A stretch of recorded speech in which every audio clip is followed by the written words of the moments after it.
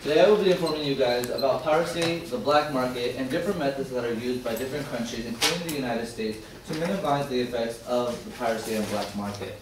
Now, when we think of piracy, we think of what? Or if we think of the root word of piracy, we think of pirates, we think of maybe Johnny Depp, Pirates of the Caribbean, but we also think about what pirates did, which was to go to other ships, steal the treasure, steal the loot, and then run off with it for their own goods.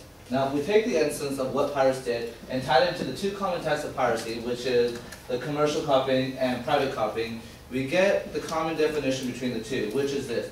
Commercial copying refers to the illegal copying and distribution of different goods and being sold or distributed among a wide vast of audience. According to the Motion Pictures Association of America, published in January of 2005, the entertainment industry lost $18.2 billion because of commercial copying. And obviously that doesn't just mean money lost just for those own companies, but it also means money lost for jobs, for economic growth, or for potential investments into new movies. According to the Semantic Group published in November of 2008, the value of total advertised goods on underground economy servers during a 12-month period was more than $276 million.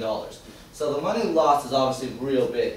If we go down to private copying, pretty similar to commercial copying, except that it's through our own means. So for a lot of us who have probably downloaded maybe LimeWire and have downloaded those songs illegally, that would be an example of private copying. Now, the modern examples of black market are this. We have illegal weapons. The most current example I can give is the one given by the New York Times, which published an article in December of 2006. When we first started the Iraq War, guns were given from the American soldiers to the Iraqi soldiers, but then those guns that were given from the Iraqi soldiers were given to smugglers. And with those guns, in 2003, they cost about maybe $75 to $150. Because of tensions, because of wars, because of religious groups' conflicts, we saw the prices rise from $75 to $150 to $210 to $650. Now, the availability of these guns is pretty easily accessible. You'll find the guns next to fruits and vegetables and any other things that you guys probably need on a day-to-day basis. The pricing of the weapons are going to range based on the model and the condition of the weapon. So it depends. If the model conditions pretty well, it's going to cost a little bit more. If it's worse, less money. Now, we ask ourselves, well, okay, can't we trace the guns? Obviously, we trace it here in the United States. No, because a lot of the weapons don't have serial numbers because we didn't think beforehand about putting serial numbers on it. Now, going on to the next one, we have in the black market illegal organs. The main organ that you guys probably know is probably trafficked is kidneys. According to the Huffington Post, published in July of 2009, 15,000 kidneys were trafficked. Between that, sellers earned about $2,000 to $6,000, while the donors earned about $600. Donors were most likely people that didn't have money or probably in a bad economic situation. Now, a couple of things about the illegal organ transplant. According to Newsweek, by late 2010, the average wait time for a kidney is expected to increase to about 10 years. And according to Brian Handworth of the National Geographic Ultimate Explorer, published in January of 2004, for every person that receives a kidney transplant, 2 more are added to the list. So if you start to kind of put that in together, you can obviously understand that the tip of the scale is off a little bit, and the demand doesn't always meet the supply. Moving on to consumer issues. There's a couple of issues that are associated with piracy, with the black market, with all of that stuff. First off, facing the law. If you do the crime, you do the time, obviously. So if we think about piracy and about maybe bootlegging a movie or downloading songs illegally, you can face from about 2 to 7 years in jail. And then for fines, probably about $100,000 to $250,000, which I believe many of us don't have out of our back pocket. And then lastly, the crimes that you did do probably will be on your individual permanent record, which we obviously do not want. Also, in relation to computer software that may be copied, you welcome the opportunity of viruses and identity theft. According to Microsoft press pass given in December of 2009, software that contained viruses doubled to about 150,000, and a third of that software didn't even start or open up.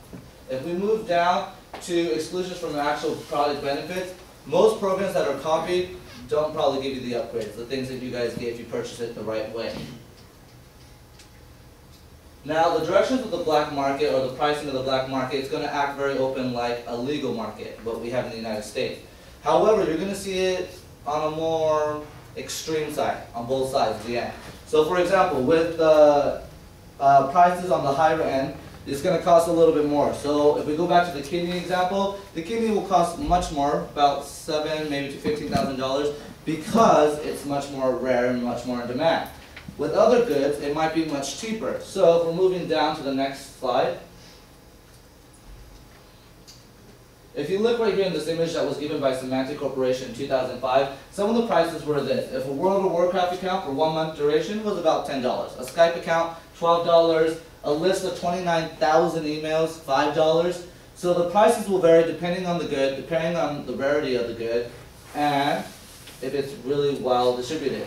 Now, there are a couple of conditions that allow the black market to flourish. First, we have wars. Like I said with the Iraq, those wars create tension. Because they create tension, there's conflict. What we see is that people want weapons or people want goods. And if people are hurt too, you also see the trafficking of organs. What also can create a black market is a prohibition, like what we had in the 1920s with alcohol. Because we had the prohibition and the ban on that good, we started to see much more alcohol being distributed in saloons, kind of underneath the table. So those are a couple examples of the flourishing conditions. Now, moving down to the international law on piracy. Many countries have worked together to try to minimize these effects because obviously piracy and the black market isn't just to one country, it doesn't pertain to one country. It's distributed among. So what we noticed is that the World Trade Organization recognized a couple of things. First off, the significance of ideas and knowledges. Ideas and knowledges are especially significant because they value and contribute to innovation and new inventions and help to stimulate the economy in some direct or indirect way. Now we have the definition of intellectual property right, which is this, that for an idea or an invention or innovation, there are exclusive rights that are pertaining to that holder, and that no one is to trademark or copyright or, kind of copy the idea from them. According to the World Trade Organization, they say the extent of protection and enforcement of these rights varied widely around the world, and as intellectual property became more important in trade, these differences became a source of tension in international economic relations, and that leads me to my next point, which is what was given, the trade-related aspects of intellectual property rights, also known as the TRIPS Agreement. The TRIPS Agreement basically outlines a couple of things. It was made, it was a byproduct of the Uruguay round, which was a series of negotiations, and it basically outlined a common agreement among the countries to counteract the effects of piracy and black market and to kind of outline punishment or consequences for anything like that.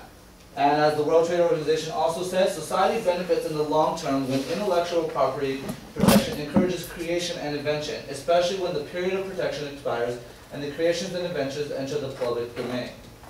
And as I have here outlined, these are the 5 main points which, like I said earlier, outline what they're about. And so, leaving you guys with that, what I want you guys to remember is next time you guys download maybe a song, maybe think twice about it before you do it, because obviously there's consequences.